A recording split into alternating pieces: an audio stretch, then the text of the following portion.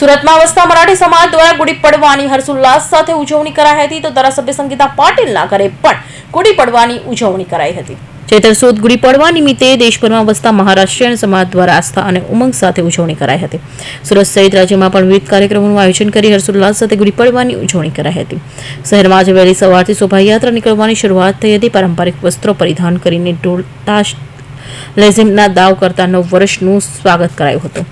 અનેક ઠેકાણા પર્યાવરણ સંવર્ધન કરવાની સાથે સામાજિક સંદેશાની ગુડી ઊભી કરાઈ હતી। શહેરના અલગ અલગ વિસ્તારોમાં મહારાષ્ટ્રીયન પરિવારો દ્વારા લીમડાના પાન તેમજ કોરી સાડી અને તાંબાનો લોટો એક લાકડીથી બાંધી ગુડી ઊભી કરાઈ હતી। મરાઠી સમાજ માટે ખૂબ મહત્વ ધરાવતા આ તહેવારને લઈ સમાજ પરિવારો એક સ્થળે એકત્રિત થઈ ઉજવણી કરી હતી, જેને લઈ ધારાસભ્ય સંગીતા પાટીલ નિવાસ સ્થાને પણ ગુડી પડવા પર્વની ઉત્સાહભર રીતે ઉજવણી કરવામાં આવી હતી। આજે મહારાષ્ટ્રીયન પરિવારોમાં હિન્દુ સંવંત આજે સંસ્કૃતિમાં આજે હિન્દુ પર્વ એટલે કે ગુડી પાડવા નિમિત્તે આજે દરેકના ઘરમાં ગુડી પાડવા ગુડી ઉભારીને ઘરના આંગણે ગુડી ઉભારીને એની પૂજા અર્ચના કરતા હોય છે।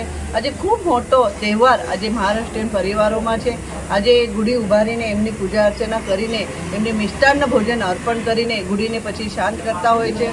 લોકવાર્તા એવી બી છે જ્યારે શ્રીરામ ભગવાન જ્યારે વનવાસ પૂરા કરીને અયોધ્યા પરત ફરતા હતા, જ્યાં જ્યાંથી એ પ્રસાર થતા હતા ત્યાં ત્યાં એ ગુડી ઉભારીને એમનું સ્વાગત કરવામાં આવ્યું હતું અને એવી રીતે એ દિવસે પણ ગુડી પડવા હતો અને આજે એ પ્રથા બી આજે અવિરત ચાલી રહી છે। ત્યારે આજે ગુડી પાડવા નિમિત્તે મારા ઘરે પણ ગુડી ઉભારીને એમની પૂજા અર્ચના કરવામાં આવી।